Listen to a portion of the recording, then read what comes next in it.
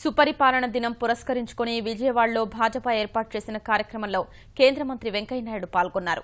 మాజీ ప్రధాని వాజ్పేయి జన్మదినం సందర్భంగా పేదలకు వస్త్రాలు పంపిణీ చేశారు.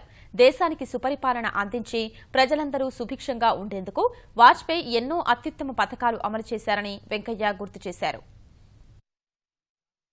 శ్రీ అటల్ బిహారీ వాజ్పేయి గారు ఈ దేశ ప్రజలకు ఒక చక్కని సుపరిపాలన రుచి చూపించి అందించి దేశాన్ని అభివృద్ధి పదంలో నడిపేందుకు శ్రీకారం చుట్టినట్టు మహానాయకుడు. సిద్ధాంత నిబద్ధత, క్రమశిక్షణ, దేశభక్తి, అంకిత భావం, సాదా సీదాగా ఉండడం, ఉన్నతమైన ఆదర్శాలు, సమున్నతమైన యొక్క ఆలోచనలు, ప్రజల యొక్క జీవన పరిస్థితులను మెరుగుపరచడం, దేశం యొక్క రక్షణను కాపాడడం, ప్రజల్లో ఐకమత్యాన్ని పెంపొందడం, ఇవన్నీ కూడా శ్రీ వాజ్పేయి గారు తన జీవితంలో మనందరికీ చూపించినట్టు యొక్క పాలనలో మనకందరికీ అందించినట్టు యొక్క మంచి మనందరం గుర్తు చేసుకోవాల్సిన విషయాలు.